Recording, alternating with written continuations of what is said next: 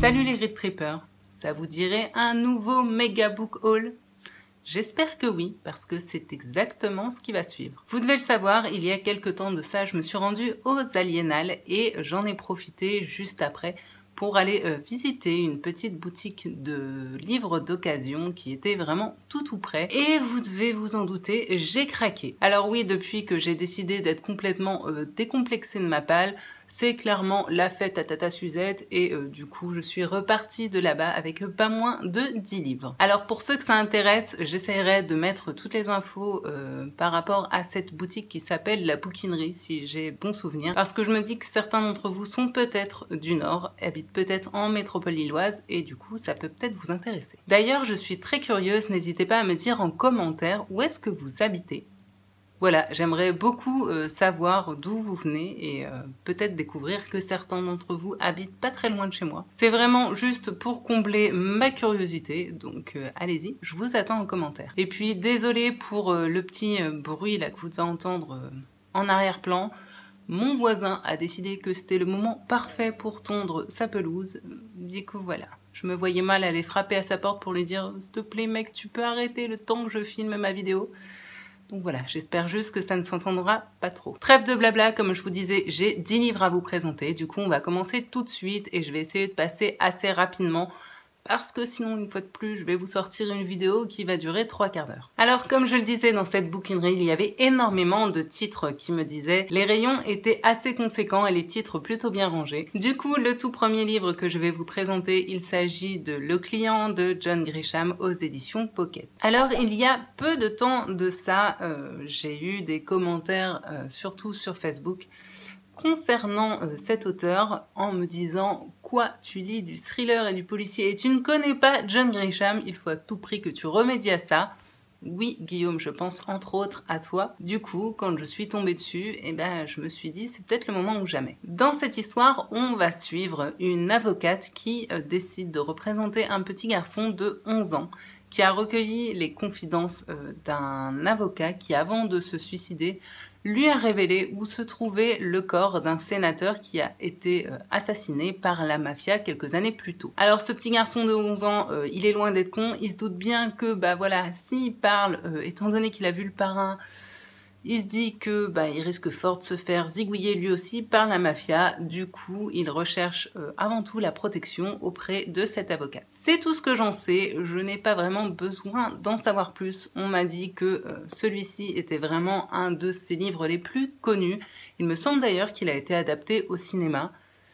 Donc voilà, on verra bien si ça le fait ou pas avec moi. En tout cas, si vous l'avez lu, n'hésitez pas à me dire en commentaire ce que vous en avez pensé. Le livre suivant, quand je l'ai vu en rayon, ça a été un énorme soulagement. En effet, je voulais le lire depuis un moment. Vous allez très vite comprendre pourquoi, puisqu'il s'agit de L'écorché de Donato Carisi, aux éditions Le Livre de Poche. En effet, si vous suivez un petit peu cette chaîne, vous devez savoir que j'ai eu un énorme coup de cœur pour le tome 1 de cette saga qui était donc Le Chuchoteur et que j'ai eu un certain coup de foudre pour cet auteur qui m'a livré exactement ce que j'attends d'un roman policier et d'un thriller. Bref, je voulais vraiment lire la suite. Du coup, quand je l'ai vu se balader là tout seul en rayon, j'ai dit « Oh, il me le faut !» Et voilà, c'est chose faite. Alors, il était un petit peu abîmé, vous voyez, à l'arrière, mais clairement, pour 3 € et vu comment j'avais vraiment une envie de dingue de lire ce livre, je me suis dit, c'est pas grave, passe au-dessus. Dans cette histoire, on retrouve Mila Velasquez, notre personnage principal du chuchoteur, qui est de nouveau affecté à la recherche des personnes disparues, en général plutôt des enfants disparus d'ailleurs. Et dans cette histoire, il s'avère que certains des enfants sur lesquels elle enquête, puisqu'ils ont disparu, se mettent à refaire surface. Sauf que voilà, ils se contentent pas juste de refaire surface, mais ils se mettent à tuer. De disparus, ils deviennent donc tueurs. Je ne veux pas en savoir plus, mais clairement, ça sent très bon là aussi le coup de cœur. Je pense qu'il y a quand même peu de chances pour que je sois déçue par Donato Carisi. Donc vous devez le savoir, celui-ci ne va vraiment pas rester très longtemps dans ma palle. Voilà. Si ça tenait qu'à moi, j'aurais déjà sauté dessus. J'attends juste de terminer mon livre en cours, mais je pense que celui-ci sera le prochain. J'ai ensuite acheté Après la fin de Barbara Abel aux éditions Pocket. Dans cette histoire, nous allons nous retrouver dans une banlieue modèle type un petit peu Wisteria Lane, vous voyez, où tous les gens sont parfaits avec une pelouse tenue au poil. Nora, une jeune divorcée avec ses 2 enfants, vient d'emménager dans ce quartier. Ses voisins ont l'air d'être un couple, tout ce qu'il y a de plus charmant et de plus idyllique, hormis à la rigueur Nilo, leur adolescent qui est un peu... Voilà, turbulent, j'ai envie de dire, un petit peu comme tous les adolescents. Jusque-là, tout va bien jusqu'au moment où apparemment Nora va découvrir que les anciens propriétaires de sa maison se sont suicidés et n'étaient autres que les parents biologiques du petit Nilo. Entre apparence et mensonge, je pense qu'on va se retrouver au cœur d'un huis clos assez psychologique. Moi, pour le coup, ça me dit pas trop mal. En plus, c'est clairement quelque chose que je n'ai pas vraiment l'habitude de lire. En tout cas, le pitch ne m'a rien rappelé que je n'avais déjà lu. Du coup, il a vite atterri dans mon panier. Alors par contre, je me suis renseignée juste après l'avoir acheté et je me suis rendu compte que c'était un tome 2 d'une duologie, si j'ai bonne mémoire. Alors n'hésitez pas à me dire si ce tome peut se lire indépendamment du premier ou s'il faut à tout prix que j'ai lu le premier, parce que ça m'embêterait quand même de rater des choses. Après, clairement, en ayant lu juste la 4e, j'ai l'impression qu'il peut tout à fait se lire sans lire l'autre avant, mais voilà, comme j'y connais pas grand chose, je ne connais pas cet auteur, je vous attends vraiment en commentaire pour me dire si je peux me lancer dans cette lecture ou s'il faut mieux que j'achète le tome 1 avant. Ensuite, j'ai trouvé Les talons rapprochent les filles du ciel d'Olivier Gay aux éditions du Masque. Dans cette histoire, nous allons suivre John Fitzgerald, qui est ce qu'on appelle un parasite. C'est-à-dire que ce mec est franchement un paresseux, un gros dragueur qui passe ses journées et ses nuits entre les soirées nocturnes parisiennes, les jeux en ligne et la revente de drogue, histoire de se faire un petit peu de sous quand même. Il semblerait que ce anti-héros va se retrouver un petit peu par la force des choses et sans vraiment l'avoir décidé, au cœur d'une enquête qu'il va mener avec ses conquêtes d'un soir, ainsi que ses amis toxicomanes et autres noctambules parisiens. Autant vous dire qu'il semble plutôt mal armé pour affronter ce genre de situation. Je ne connais pas cet auteur, mais j'en ai entendu beaucoup de bien. Du coup, j'ai plutôt hâte de découvrir. Alors, je ne sais vraiment pas si on va s'engager dans quelque chose de très noir, très psychologique, ou si au contraire on va y retrouver un espèce de anti-héros qui risque plutôt de nous faire rire. Je connais vraiment pas la plume d'Olivier Gay, alors là encore, n'hésitez pas à me dire ce que vous en avez pensé si vous connaissez cet auteur, parce que je suis un petit peu perdue. Continuons avec Dans l'œil noir du corbeau de Sophie Loubière aux éditions Pocket. Dans cette histoire, nous allons suivre une femme qui vit en France et qui anime des émissions culinaires. À l'aube de la quarantaine, elle se rend compte que sa vie sentimentale n'est pas vraiment ce dont elle aurait rêvé.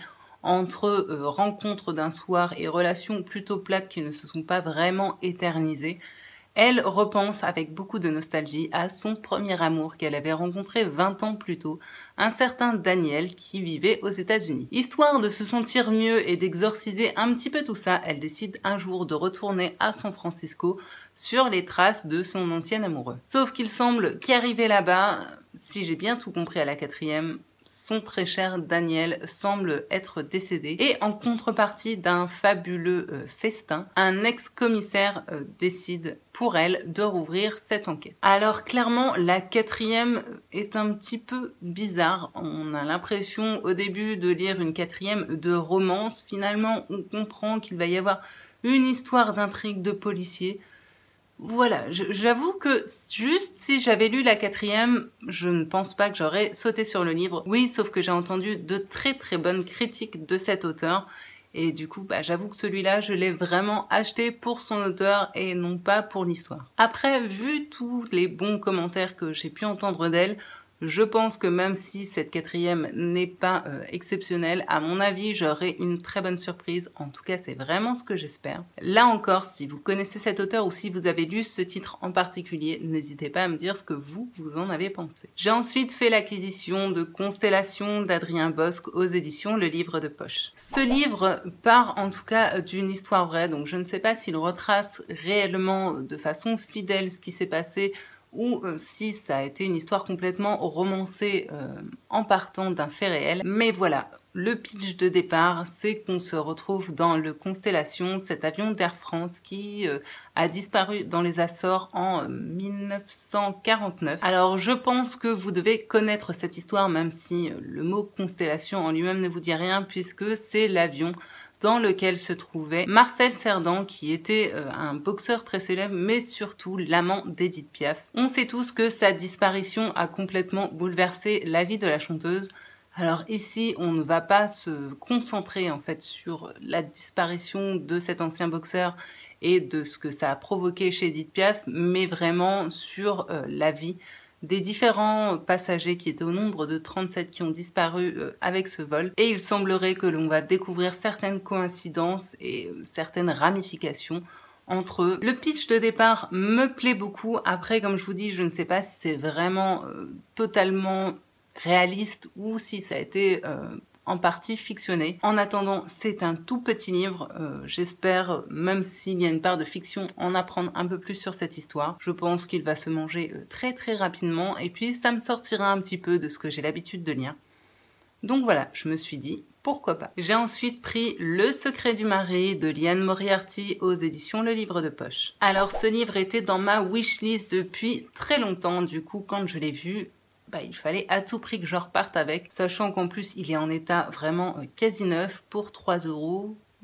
Il n'y avait pas trop à se poser de questions. Ce livre est apparemment devenu un best-seller aux États-Unis et je peux comprendre pourquoi, parce que la 4e me donne vraiment très envie. Alors le pitch de départ est très simple. Cécilia vit avec son mari dans une petite banlieue très sympa.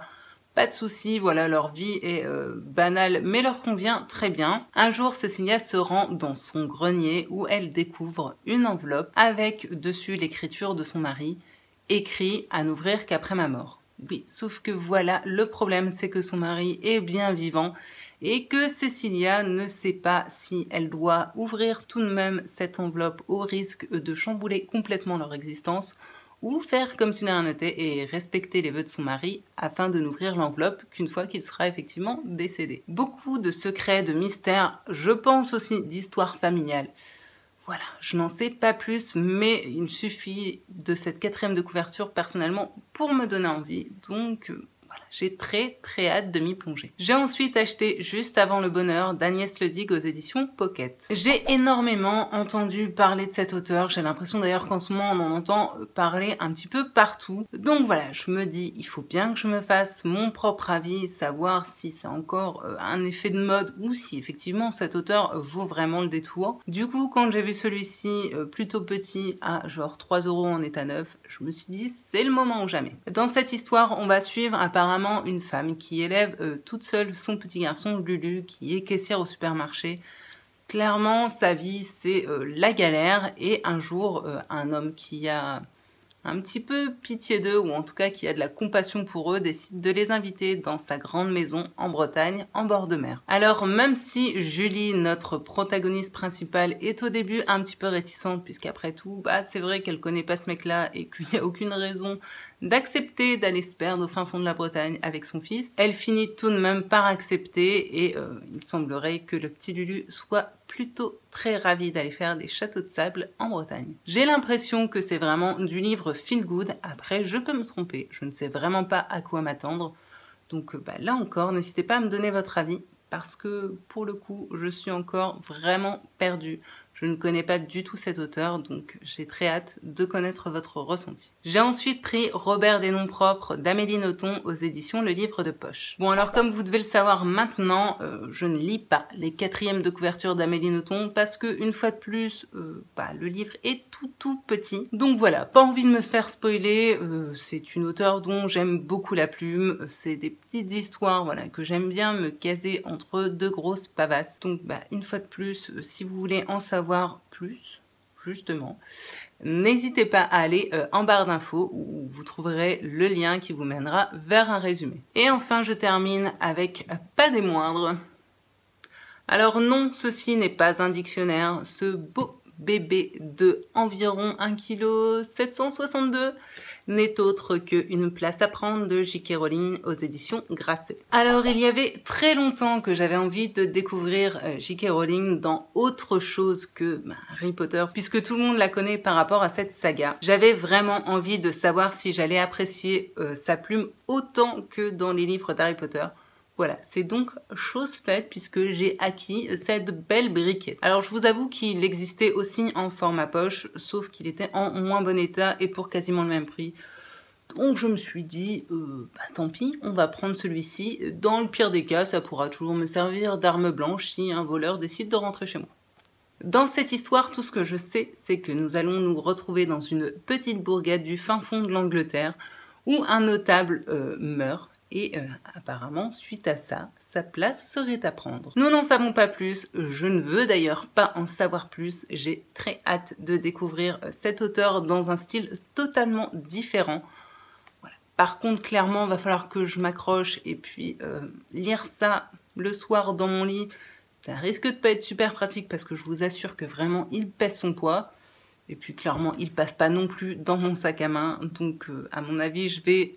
pour ces raisons techniques, le traîner un petit moment. Étant donné que je n'ai presque plus de batterie, je vais essayer de très vite conclure cette vidéo. Du coup, comme d'habitude, si vous avez lu certains de ces livres, que vous souhaitez en discuter avec moi, que vous souhaitez organiser des lectures communes ou autres, ou juste me faire un petit coucou, ou que sais-je, n'hésitez pas, les commentaires sont ouverts là, juste en dessous. On n'oublie pas, si vous avez aimé la vidéo, n'hésitez pas à m'encourager et à encourager la chaîne en ajoutant des jolis pouces levés.